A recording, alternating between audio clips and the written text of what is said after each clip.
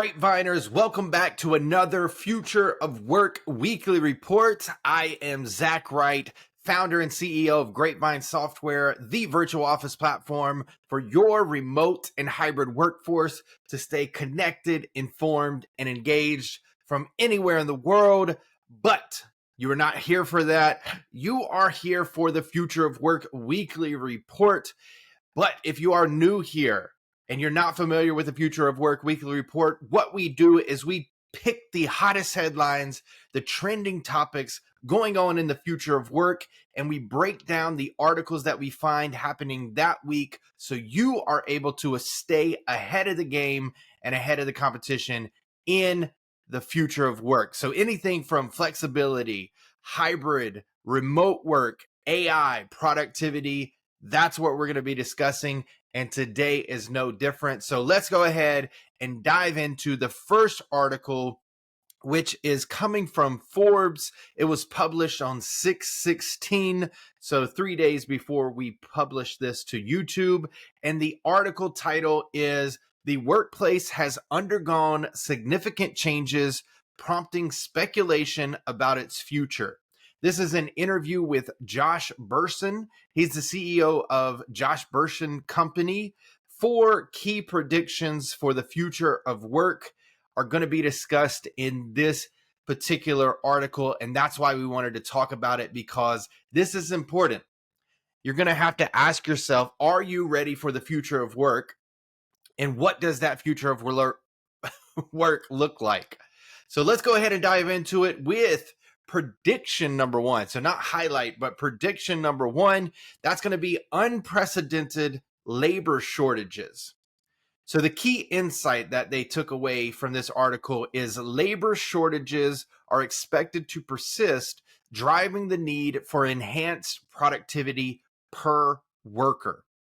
Now, before I dive into this, I'm going to go ahead and call out a quote in the article because I think it puts it perfectly. This is the quote: "Before, you could grow your company by hiring more people. That is not the case anymore." And just to put that into perspective, is 9.5 million job openings versus 6.5 million unemployed workers in the United States as of February 2024. And younger generations are prioritizing inclusion and respect in workplace culture. So really, they're calling out 2 things here. One is that the labor shortage is not for a lack of jobs, but it's because there are a lack of people seeking job opportunities in comparison. There's 3 million difference right there, because you have 9.5 million job openings and then 6.5 million unemployed workers in the United States. So that is what they mean by the labor shortage. And they didn't necessarily mention this specifically, and not everything is related to the tech industry, even though that's what we seem to focus on more on this channel because we're building our own software company. But with AI, I think it does transcend beyond tech, where we're seeing that AI is able to help a lot of organizations become more efficient with less people. Now, one of the things that we do want to be careful on is they say that the labor shortages are expected to persist, meaning that there is a driving need to enhance productivity per worker. And the caution that I want to take here is how we approach that as organizations, right? We can ask our people to do more, or we can make our organization more efficient and effective to make it ultimately more productive. Included in that is how we treat our employees, the type of experience that we deliver to our employees, and the type of boundaries that we help our employees adopt in how we run our organization. So these are the types of things that we have to think about whenever we hear certain things like this. And so We're not going to come to an answer on this specific episode, but one of the things that I would think about is evaluating your tools, evaluating your people, both current experience and job that they're doing versus what they did in the past. Because if you can blend some of those together, then you are able to get a little bit more out of your employee.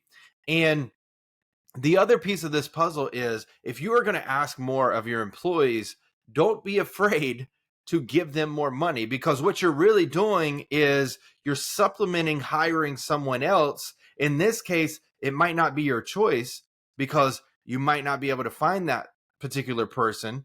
And so you're asking someone to step in and take on another responsibility in addition to what you've already hired them for.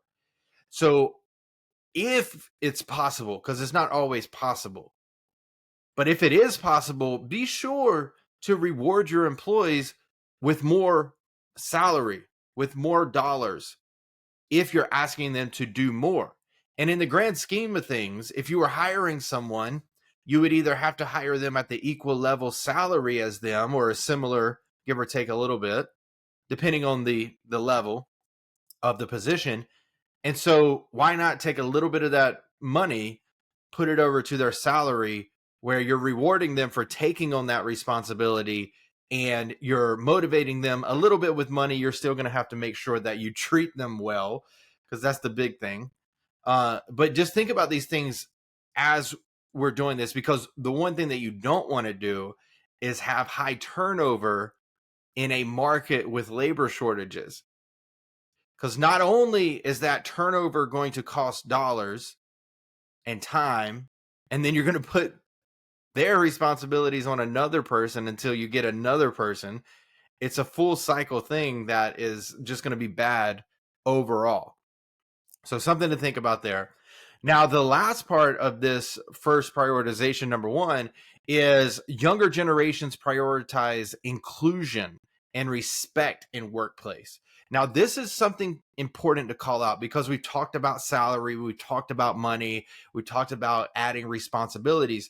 But what we see, especially with Gen Zers, and we might get into some of these statistics as we continue down the other three predictions, is that Gen Zers are very vocal about, they want to make sure that they are included. They want to make sure that their employees are included, and they want respect in the workplace. And honestly, at Grapevine, we have a philosophy that we think that work should be flexible, inclusive, and fulfilling for everyone.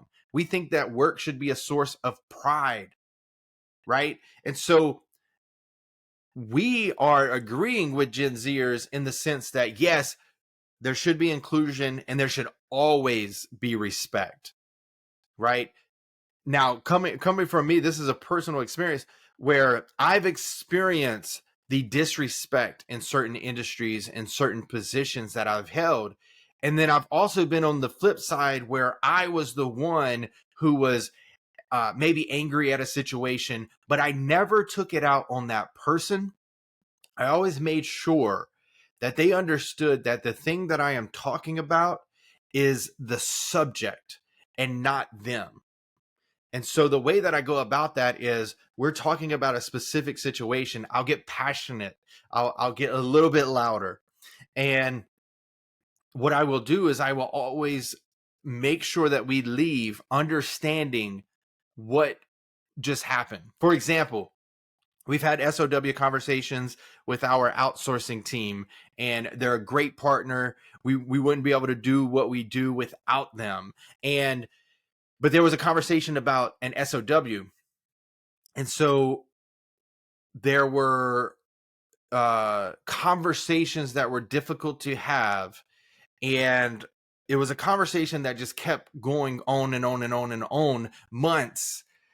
And each time that this conversation came up, it nearly took a full day each time, sometimes multiple days away from what we needed to be focused on.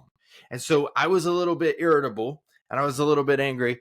And I confronted them in the sense that, okay, we need to figure this out. We need to know how we can go from A to B and keep looking forward.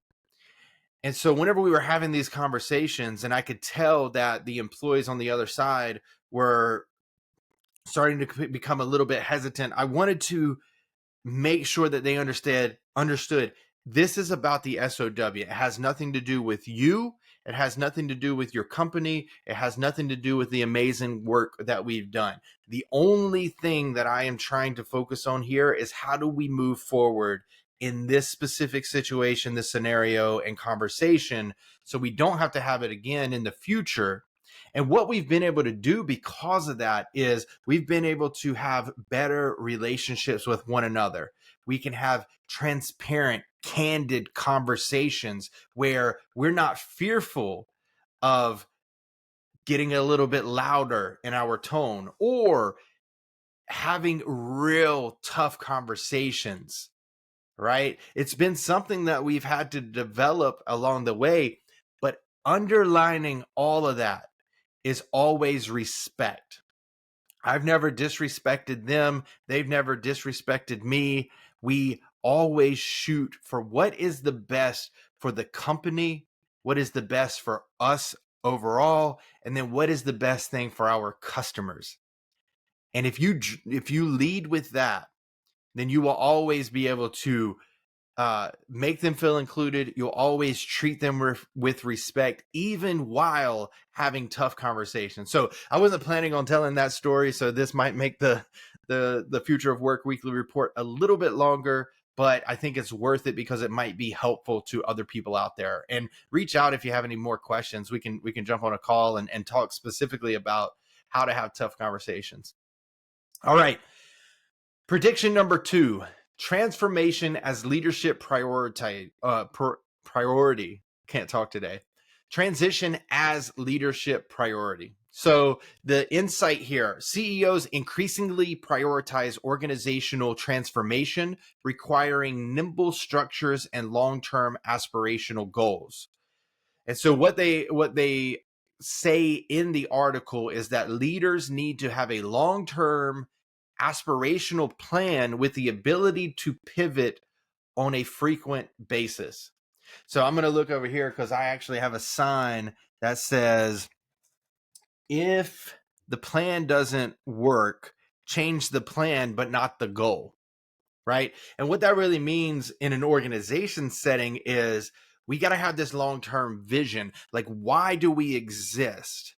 And for us, is to make work better for everyone. And we want to be able to build a platform where remote and hybrid organizations can operate out of this one system without needing anything else. Now, that's a long-term vision. But how do we get there?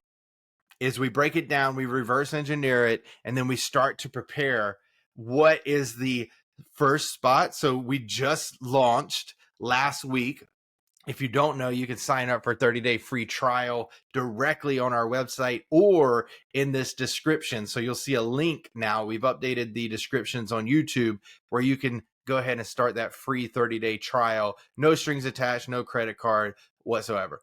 So with this, the importance is that you reverse engineer that long-term vision where the vision stays the same, but you are able to pivot if something in the market changes. For example, if we started Grapevine before AI made this huge splash in the working world and even in life, then we would have had to adopt or adapt and make sure that we have AI in our tool. Even though it wasn't in the long-term vision, it now is, because it's going to make work better for everyone in the way that we plan on using it, right? So the plan changes a little bit, but the vision stays the same. And that's what they're talking about here, but not just from a company vision level, but from a leadership priority standpoint. So if you are leading a team, how can you prioritize organizational transformation and continue to focus on the vision, while also being nimble enough to shift in those things. And what they're saying is the way that we do that is through transformational leadership. And what they're really talking about here is training leaders, because in the article, they talk about how we haven't necessarily continued to grow and adapt leaders, not just in the past where the pandemic has shifted everybody from a more traditional 9 to 5 position to a more flexible, remote, hybrid approach, but just in general. And I've seen this from the organizations that I've worked for in the past, except for the last one. And let me complete that sentence. So every position that I've been in and company that I've worked for has neglected leadership training, or it's been very, very, very, very basic training on leadership. And so what happens here is that oftentimes a lot of organizations will promote the loudest person in the room, the top performer who seems to have all of it figured out, except they don't know how to be a leader. And the reason that they promote these people is because they think that they're going to be able to copy and paste and create multiple people like them, multiple high performers. But in reality, that doesn't actually work because they don't know how to be leaders, and they treat employees, in some cases, not great, disrespectful, because they're not living up to what they themselves do.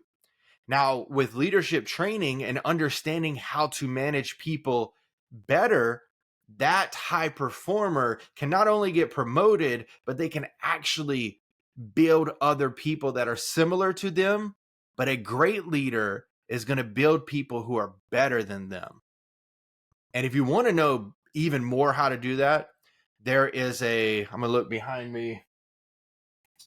Yes, Liz Wiseman. There's a book called Multipliers. It's one of my favorite on leadership and just team development. Check it out, because you are going to understand how to multiply yourself and actually create better leaders than you are. And that should be the ultimate goal of leaders. But I digress. It seems that I'm going on a lot of tangents. We might only get through one article today. But just the stats in the section of this for the prediction number 2 is 2/3 of CEOs view themselves as being the transformation business, in the transformation business.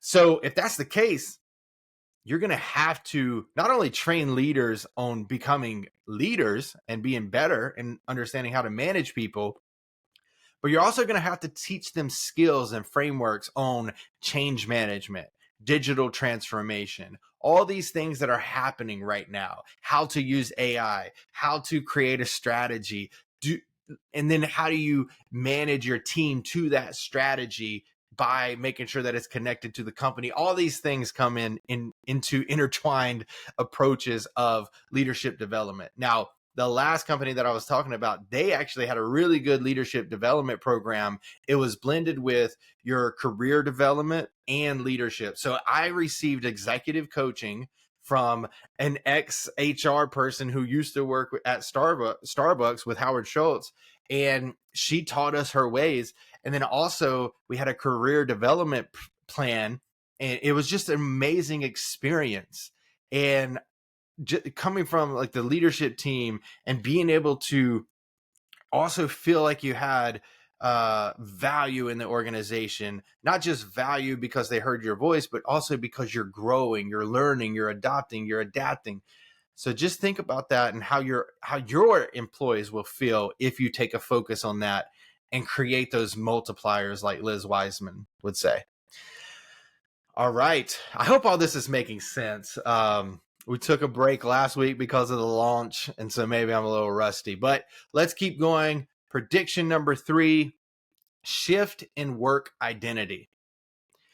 Now, this is important to me because I was this person, and I probably still am, but let's look at the insight. Employees are less likely to define themselves solely by their jobs embracing their identities beyond the workplace.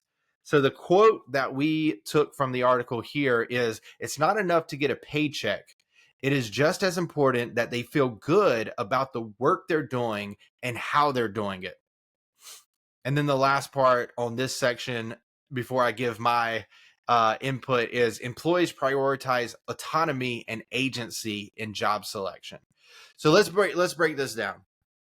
Basically, what they're saying is that there is going to be a shift in work identity, meaning that people are no longer going to their first answer into the question of what do you do, or who are you, or tell me about yourself, isn't necessarily going to be, oh, well, I'm a revenue operations consultant for go-to-market organizations, or I'm the founder of Grapevine software and we've built a remote and hybrid software that helps remote and hybrid companies become better at how they do things.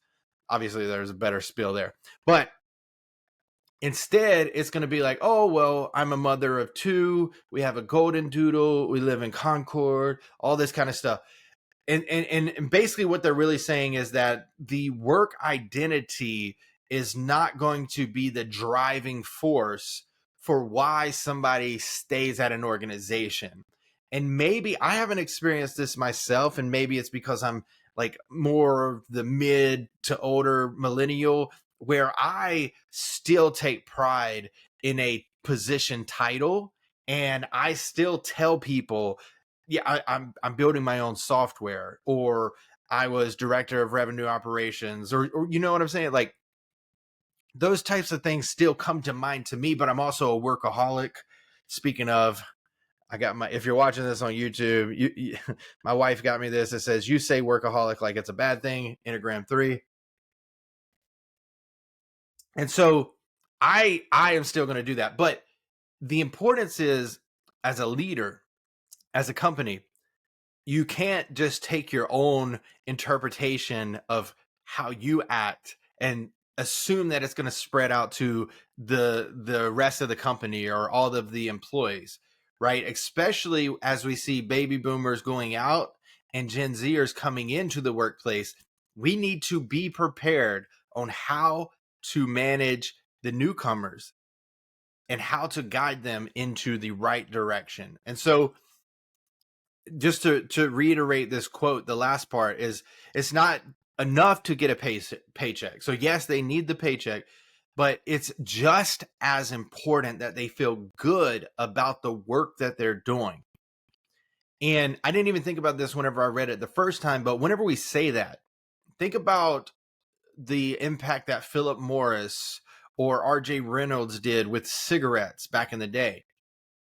Most people in today's world are not going to be satisfied making cigarettes because they know the negative impact that it does to the person that is using it.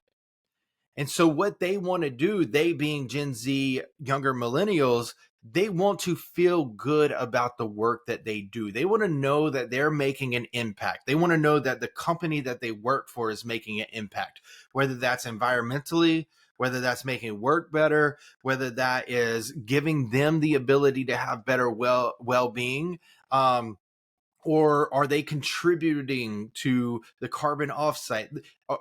There's so many different things that are happening out there today. And honestly, all of this goes down to, are you taking the time to understand who your employees are, even during the interview? So before they become employees, are you taking the time to ask them the right questions? And if not, then you're missing an opportunity, and you might be hiring somebody who is already out of the door before they even start. Because once they get in there and then they don't have that feel good about the work that they're doing mentality or expression, then they might leave the company just as soon as you hire them. So make sure that you're taking the time to be intentional about all these things. All right. Prediction number 4, we're talking about empowerment of HR.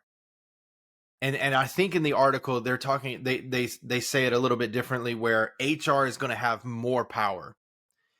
And the reason is because HR professionals are going to be at the epicenter of the culture for the organization, and they're going to be a key part of the competitive differentiation and growth strategy. So this one kind of ties into feeling good about your work, right? Because it's not only going to be about feeling good about your work, it's also going to be feeling good at work, right? At work, in this case, just for clarity, could be signing into your Grapevine virtual office platform for the day to do your work and then signing out after the end of the day is over, right? But that is going to be a differentiation and a growth strategy because that's what the people are wanting, right? We've seen the shift.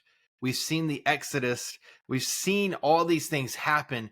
Now, as companies and employers, we have to adapt if we want to remain competitive, if we want to remain competitive in the sense of our company, but also as our talent acquisition strategy. So these are things that you have to think about. But let's look at the key insight. HR professionals will gain increased power and influence, shaping organizational culture and differentiation strategies. The statistics that they call out here is that the share of S&P 1500 firms with an HR executive among the top 5 highest paid C-suite executives rose to 13% in 2022. And what that's really telling us is that HR is more important than ever. They've always been important. They've never got the recognition that they probably deserved. They've always felt like they had to work to get a seat at the table or even just a seat around the table or in the same vicinity. But this is going to be so important because of various factors, in my opinion. So this wasn't necessarily in the article, but in my opinion, the reason that I think that this is happening is because flexibility is increasing. We see employees speaking up more and giving people more of a voice, or they're actually leaving positions in companies if they don't receive what they look for. And it's very simple. It's not anything out of the ordinary or anything extreme. All that they're asking for is a better working environment, to be respected and to feel good about the work that they do. Those are the bare minimum things. And if you do that as an organization and you focus on your people, you give them a great environment, you give them something to believe in, and you make them feel like they're actually contributing to what you're trying to achieve at your organization, you are going to have a more productive, engaged community and network of employees. I don't understand why companies make that so difficult. And I think maybe is this, we get bogged down by the mundane day-to-day activities, and maybe the CEO or the founder is feeling the pressure from their stakeholders or the pressure on themselves, and then they take it out on their employees. But circling back around, if we give leaderships training, if we give leaders training to help understand how to deal with this, and also if we connect to one another a little bit better and easier, we'll have a better way to approach this. So this video is already long. The other article that we were going to talk about is generational perspectives in future of benefits study. But I think that we're going to hold off on that. What I will do is I will drop that article in the YouTube description. And so if you want to learn more about that, you can read that. But this video is already a little bit longer. And if I go ahead and go to that next article, it's just going to be too long. Nobody's going to watch it. So check that article out in the description. But as always, thanks so much for listening to the Future of Work Weekly Report. And if you have any questions about what we discussed, drop it in the comments. We'll be sure to comment back to you if we have the answer, or we'll share something that can help provide you the direction to go to find the right answer. Also, if you want to talk about specific topics in the Future of Work Weekly Report, definitely let us know in the comments. But As we wrap up, be sure to like, subscribe, and share with any other future of work pioneers so we can continue to move up the algorithm. Thanks so much for watching, and we'll see you on the next Future of Work Weekly Report.